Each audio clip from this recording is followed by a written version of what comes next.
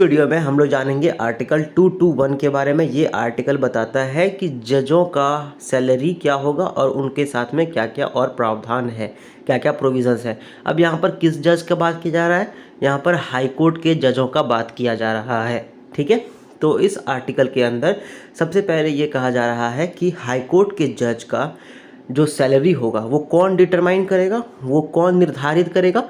तो वो संसद निर्धारित करेंगे। कैसे? कानून के तहत। अभी फ़िलहाल हाई कोर्ट के जज जो चीफ जस्टिस होते हैं उनको मिल रहा है 90,000 और जो अदर जजेस होते हैं उनको मिल रहा है 80,000। फ़िलहाल इसको प्रपोज़ किया जा रहा है कि ये बढ़ा करके 2,50,000 किया जाएगा।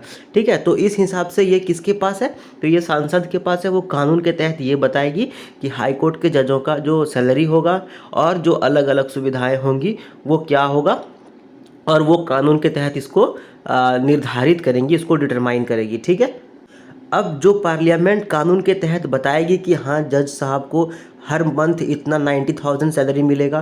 साथ ही साथ अगर कोई भी जज लीव पे जाएंगे, मतलब उनका मेडिकली वो फिट नहीं है या फिर कोई और प्रॉब्लम है, तो उनको 70,000 पर मंथ मिलेगा। फॉर एग्जांपल मैं बता रहा हूँ। ठीक है, अगर कोई जज रिटायर हो गए, उनको पेंशन 50,000 पर मंथ मिलेगा।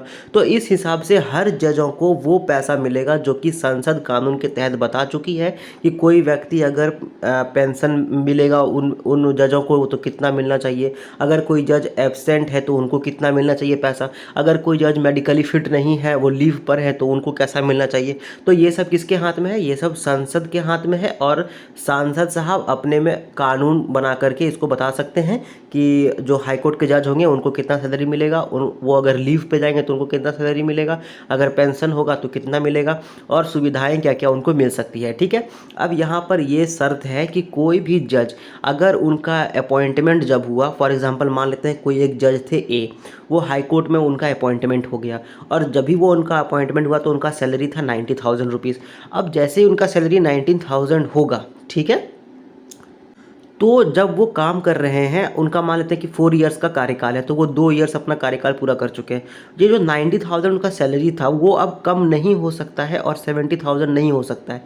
ये तभी होगा जब वो जज साहब या तो रिटायर हो सकते हैं, या फिर कोई भी जज अगर काम कर रहा हो तो 90,000 से उसका सैलरी घट नहीं सकता है और उसका सैलरी कम नहीं हो सकता है। क्या हो सकता है? तो बढ़ सकता है। मतलब 19,000 से 1 लाख हो गया, या 15 लाख हो गया, या 20 लाख हो गया, तो वो बढ़ सकता है, घट नहीं सकता है। तो अगर सेम चीज़ है कि अगर कोई जज लीव पे जाएंगे, मेडिकली अगर फिट नहीं हो, या फिर जो भी हो, या फिर एब्सेंट होंगे या एब्सेंस कर रहे होंगे, या फिर पेंशन उनको मिल रहा होगा, तो वो व्यक्ति का डिसएडवांटेज के लिए, मतलब कि 90,000 से कम, मतलब जो भी उनको अपॉइंटमेंट के टाइम पर किया गया था वायदा कि आपको इतना सैलरी वगैरह मिलेगा, तो उस हिसाब से वो कम नहीं हो सकता है, मतलब कि सैलरीज नॉर्मली बढ़ सकती है। ठीक है, तो आर्टिकल 221 यही बताता है कि हाई कोर्ट के जजों का जो सैलरी होगा और जो अलग अलग प्रावधान था, मतलब कि पेंशन और लीव, तो उन लोगों पर क्या क्या सैलरी वगैरह बनेगा। ठीक है, तो ये था आर्टिकल 221 एंड आई होप कि ये वीडियो अगर आपको अच्छा लगा तो इसको लाइक करो, शेयर करो इस वीडियो को, एंड कुछ भी पूछना है या बताना है तो कमेंट करो, एंड सब्सक्राइब करो इस चैनल को। Thank you very much.